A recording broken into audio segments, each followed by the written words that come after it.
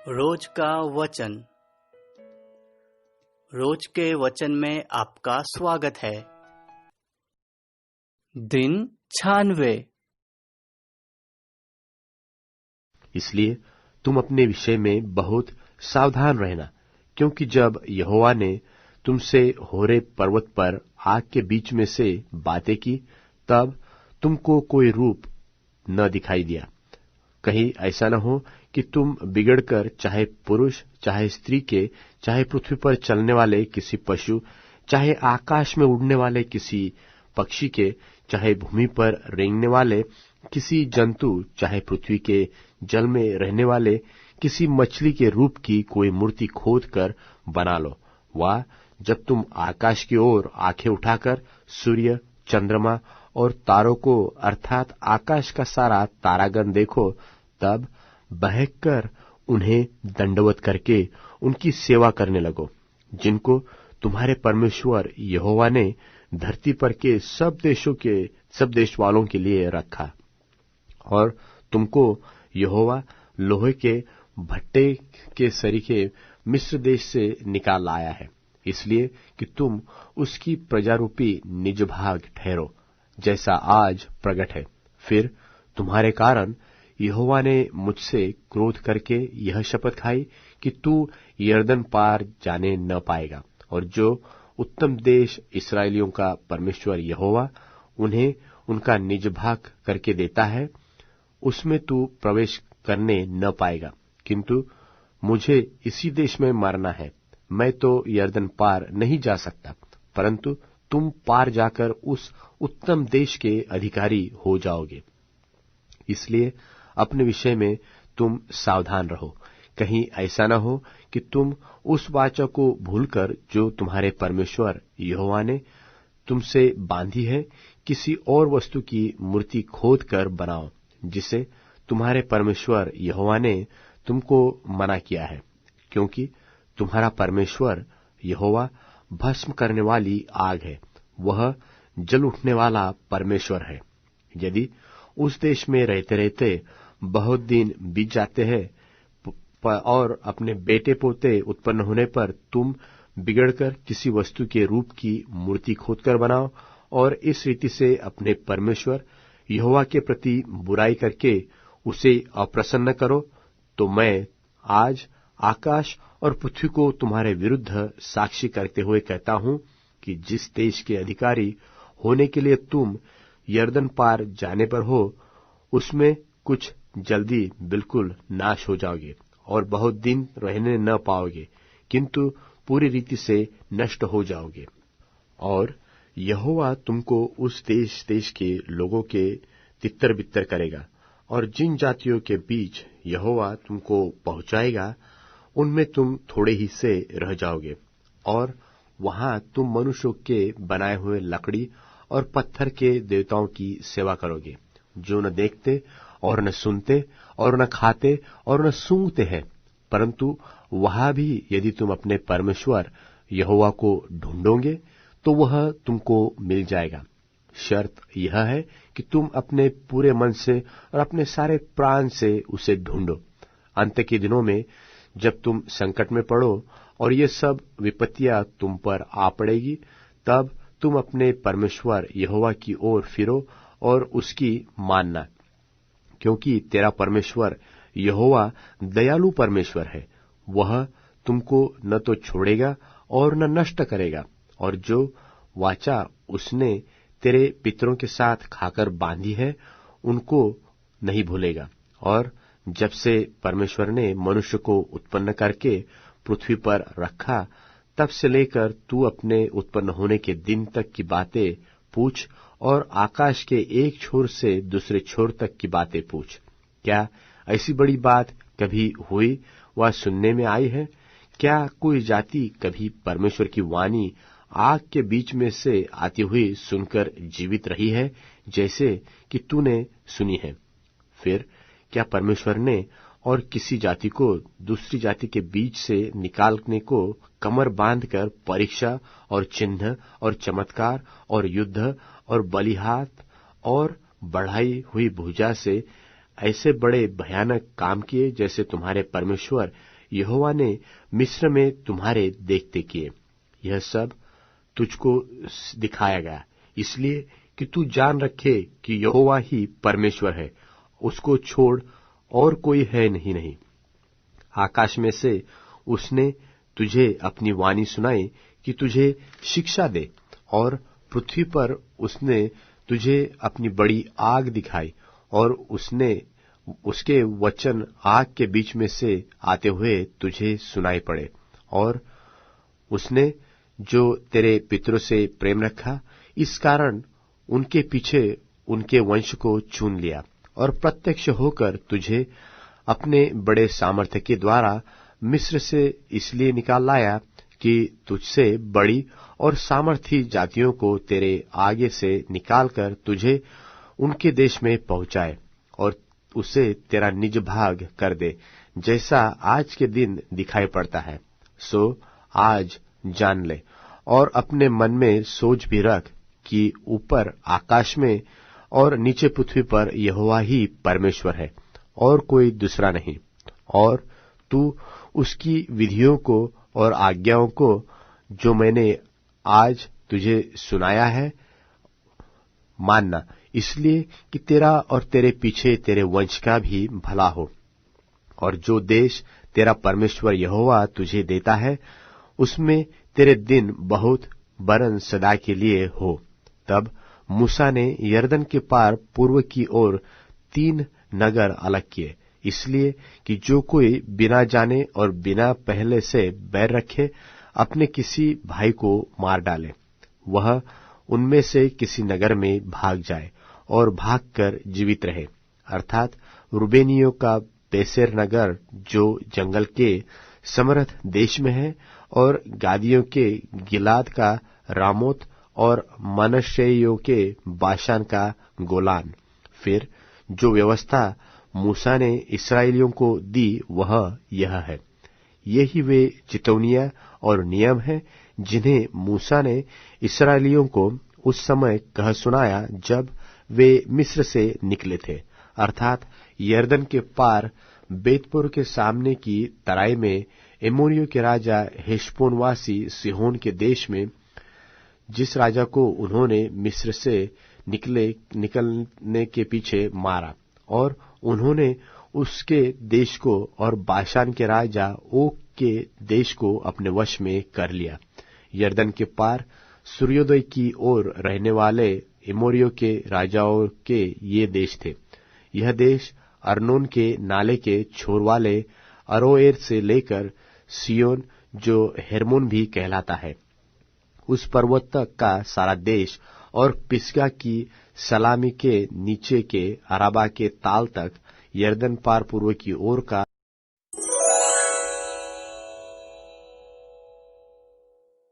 व्यवस्था विवरण अध्याय 5। व्यवस्था विवरण अध्याय 5। मूसा ने सारे इस्राएलियों को बुलवाकर कहा, हे इस्राएलियों, जो विधि और नियम मैं आज तुम्हें सुनाता हूं वे सुनो, इसलिए कि उन्हें सीखकर मानने की चौकसी करो। हमारे परमेश्वर यहोवा ने तो होरेब पर हमसे वाचा बांधी। इस वाचा को यहोवा ने हमारे पितरों से नहीं, हम ही से बांधा, जो यहाँ आज के दिन जीवित है। यहोवा ने उस पर्वत पर आग के बीच में से तुम लोगों से आमने सामने बातें की।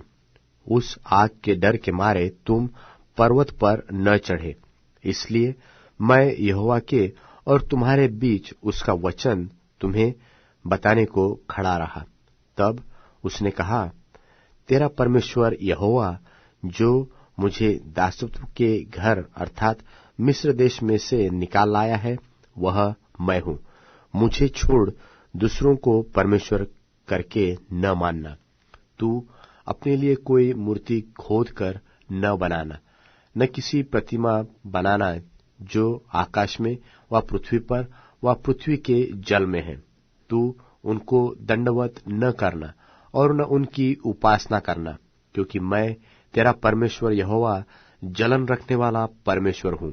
और जो मुझसे बैर रखता है, उनके बेटों, पोतों और परपोतों को पितरों का दंड दिया करता हूँ, और जो मुझसे प्रेम रखते हैं और मेरी आज्ञाओं को मानते हैं, उन हजारों पर करुणा किया करता हूँ। तू अपने परमेश्वर यहोवा का नाम व्यर्थ न लेना, क्योंकि जो यहोवा का नाम व्यर्थ ले वह उसको निर्दोष न ठहराएगा। तू विश्राम दिन को मानकर पवित्र रखना, जैसे तेरे परमेश्वर यहोवा ने तुझे आज्ञा दी। 6 दिन तो परिश्रम करके अपना सारा काम काज करना, परंतु 7वां दिन तेरे परमेश्वर यहोवा के लिए विश्राम दिन है।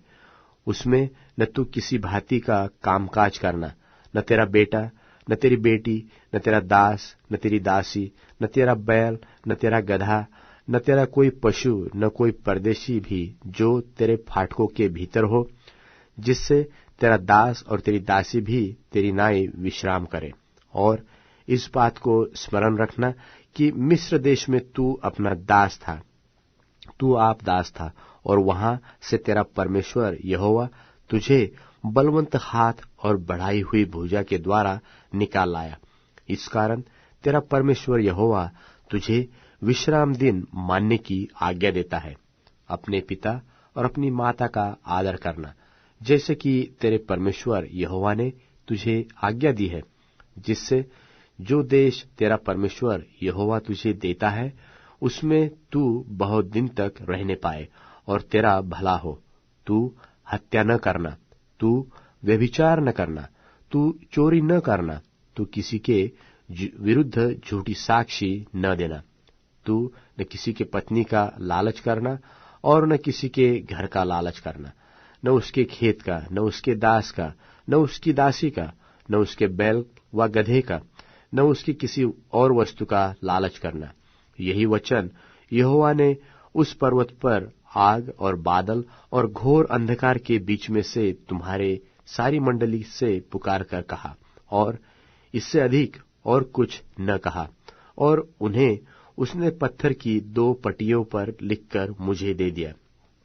जब पर्वत आग से दहक रहा था और तुमने उस शब्द को अंधियारे के बीच में से आते सुना, तब तुम और तुम्हारे गोत्रों के सब मुख्य मुख्य पुरुष और तुम्हारे पुरनिये मेरे पास आए, और तुम कहने लगे कि हमारे परमेश्वर यहोवा ने हमको अपना तेज और अपनी महिमा दिखाई है, और हमने उसका शब्द आग के बीच में से आते सुना है। आज हमने देख लिया कि यद्यपि परमेश्वर मनुष्य से बातें करता है तो भी मनुष्य जीवित रहता है। अब हम क्यों मर जाए, क्योंकि ऐसी बड़ी आग से हम भस्म हो जाएंगे। और यदि हम अपने परमेश्वर यहोवा का शब्द फिर सुने तब तो मर ही जाएंगे, क्योंकि सारे प्राणियों में से कौन ऐसा है जो हमारी नाई जीवित और अग्नि के बीच में से बोलते हुए परमेश्वर का शब्द सुनकर जीवित बचा रहे। इसलिए तू समीप जा और जो कुछ हमारा परमेश्वर यहोवा कहे उसे सुन ले। फिर जो कुछ हमारा परमेश्वर यहोवा कहे उसे हमसे कहना, और हम उसे सुनेंगे और उसे मानेंगे। जब तुम मुझसे ये बातें कह रहे थे तब यहोवा ने तुम्हारी बातें सुनी। तब उसने मुझसे कहा कि इन लोगों ने जो जो बातें मुझसे कही है मैंने सुनी है। इन्होंने जो कुछ कहा वह ठीक है। भला होता कि उनका मन सदैव ऐसा ही बना रहे कि वे मेरा भय मानते हुए मेरी सब आज्ञाओं पर चलते रहे, जिससे उनकी और उनके वंश की सदैव भलाई होती रहे। इसलिए तू जाकर उनसे कह दे कि अपने अपने डेरों को लौट जाओ, परंतु तू यही मेरे पास खड़ा रह, और मैं वे सारी आज्ञाएं और विधियां और नियम जिससे तुम्हें उनको सिखाना होगा तुझसे कहूंगा, जिससे वे उन्हें उस देश में जिसका अधिकार मैं उन्हें देने पर हूं माने। इसलिए तुम अपने परमेश्वर यहोवा की आज्ञा के अनुसार करने में चौकसी करना, न तो दाहिने मुड़ना और न बाएं। जिस मार्ग पर चलने की आज्ञा तुम्हारे परमेश्वर यहोवा ने तुमको दी है उस सारे मार्ग पर चलते रहो कि तुम जीवित रहो और तुम्हारा भला हो, और जिस देश के तुम अधिकारी होगे उसमें तुम बहुत दिनों के लिए बने रहो।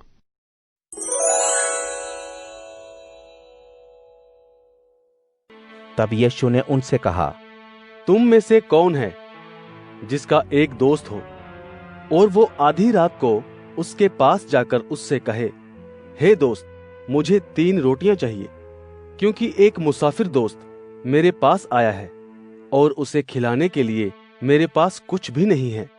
और वो अंदर ही से कहे, मुझे परेशान मत करो, दरवाजा बंद है और मेरे बच्चे मेरे पास बिस्तर पर हैं, मैं उठकर तुम्हें कुछ नहीं दे सकता।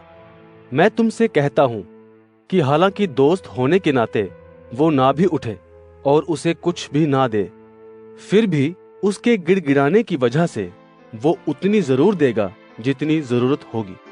मैं तुमसे कहता हूं, मांगो तो तुम्हें दिया जाएगा, चाहत रखो तो पा जाओगे, खटखटाओगे तो तुम्हारे लिए खोला जाएगा। क्योंकि जो कोई मांगता है उसे मिलता है, और जो ढूंढता है वो पा लेता है, और जो खटखटाता है उसके लिए खोला जाएगा। तुम में से ऐसा कौन पिता होगा कि जब उसका पुत्र उससे रोटी मांगे तो उसे पत्थर दे, या मछली मांगे तो सांप दे, या अंडा मांगे तो उसे बिच्छू दे? इसलिए जब तुम बुरे होने के बावजूद अपने बच्चों को अच्छी चीजें देना जानते हो, तो तुम्हारे आसमानी पिता उनको जो मांगते हैं पवित्र आत्मा क्यों नहीं देंगे? फिर यीशु एक गूंगी आत्मा को निकालने लगे। जब वे आत्मा निकल गई तो व्यक्ति बोलने लगा, जिससे भीड़ को बड़ा आश्चर्य हुआ। भीड़ में से कुछ लोग कह उठे, यीशु अशुद्ध आत्माओं को बालजबूल की मदद से निकालते हैं। दूसरे कुछ लोगों ने उन्हें परखने के लिए आसमान से एक निशान मांगा। उनके मनों और विचारों को जानकर यीशु ने कहा, जिस राज्य में एकता ना हो वो उजड़ जाता है, और जिस घर में एकता ना हो वो नाश हो जाता है। अगर शैतान ही खुद अपनी खिलाफत करने लगे तो उसका राज्य कैसे बना रह सकता है?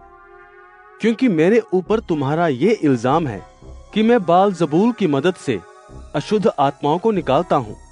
यदि मैं बालजबूल की मदद से अशुद्ध आत्माएं निकालता हूँ तो तुम्हारे लोग किसकी मदद से निकालते हैं?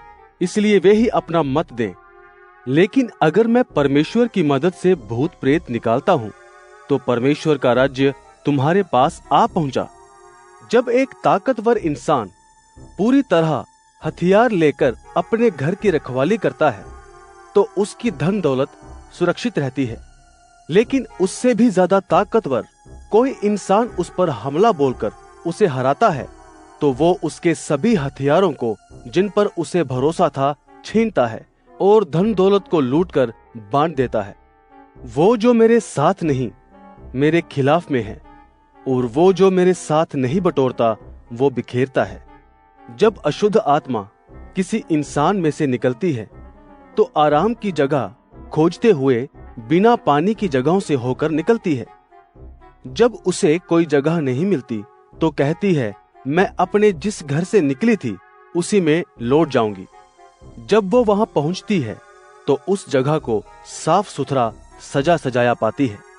तब वो अपने से अधिक बुरी 7 और आत्माओं को अपने साथ लाकर उसमें समा जाती है, और उस इंसान की हालत पिछली हालत से और ज्यादा बुरी हो जाती है। जब यीशु ये बातें कह ही रहे थे तो भीड़ में से किसी महिला ने ऊंची आवाज से यीशु से कहा, आशीषित है वह गर्भ जिसमें आप रहे, और वे छातियां जिनसे आपका पोषण हुआ। लेकिन यीशु ने कहा, सच पूछो तो धन्य वे लोग हैं जो परमेश्वर का संदेश सुनते और उसको मानते हैं।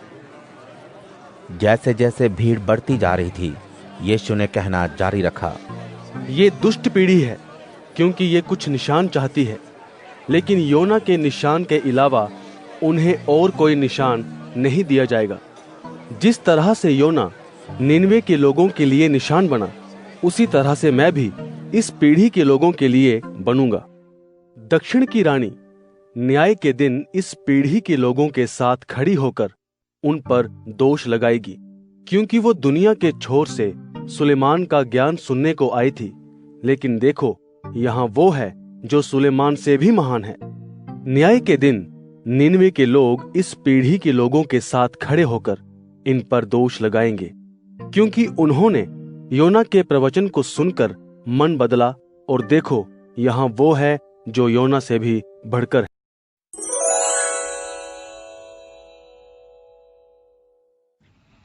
अब हे मेरे पुत्रों, मेरी बात सुनो। मेरे मार्ग पर चलने वाले लोग धन्य हैं। शिक्षा की बात सुनो और बुद्धिमान हो जाओ। मेरे पुत्रों, शिक्षा की उपेक्षा मत करना। मेरी बात को सुनने वाला मनुष्य धन्य है। वह प्रतिदिन मेरे द्वार पर आस लगाए खड़ा रहता है। वह मेरी प्रतीक्षा में द्वार पर पलकें बिछाए रहता है। मेरे पुत्रों, जो मनुष्य मुझको प्राप्त कर लेता है वह जीवन को पा लेता है। वह प्रभु की कृपा का पात्र बन जाता है। पर जो मुझे चूक जाता है वह अपने पैरों पर कुल्हाड़ी मारता है। जो मुझसे घृणा करता है वह मृत्यु को प्यार करता है।